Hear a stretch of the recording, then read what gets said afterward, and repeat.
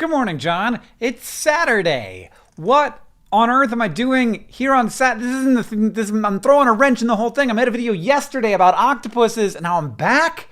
This isn't how it works. Except, of course, it is, because, John, I'm here to tell you that I, your brother, Hank Green, love you. Thanks for being a good brother. Because it is Esther Day. It is, in fact, the 10th Esther Day, if you can believe that. John, this is what you looked like when you were announcing the very first Esther Day. You were so young and beautiful, and that hair, you had to go down here. Your eyes, keep them down here so they could fit the hair in. John, I love you. I've always loved you.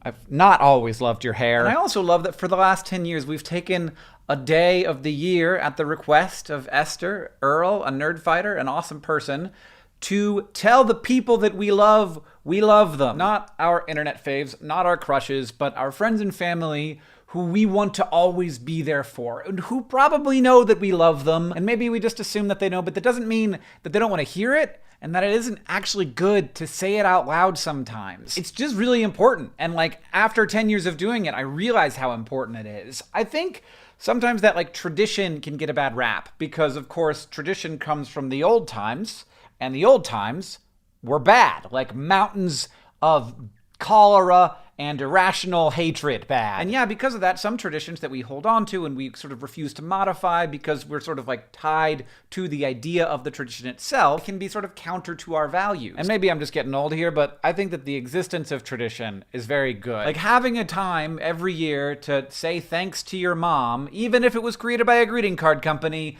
that's a good tradition. There have been times in my life when I've kind of coupled those two things together, like the idea of a particular exercise of a tradition and the idea of the existence of tradition, repeatedly doing things for a reason that you believe in. And I just sort of thrown them both out. I rebelled against the idea of tradition when I should have been rebelling against certain ways of experiencing certain traditions. Valentine's Day, for me personally, has always sort of seemed like a blah thing, the way that people do it. But I do like there being an opportunity for me to write a card to Catherine, telling her that I love her and why she's so great. But kind of because we don't like the traditional way of celebrating that tradition. We kind of don't at all. Whereas maybe we should. Maybe we should find our own way of doing it. Let's get a babysitter to just stay downstairs while we watch all of the Colin Firth Pride and Prejudice for the 85th time. What Esther did when she requested that we celebrate her birthday by celebrating familial love was genius. Because somehow there wasn't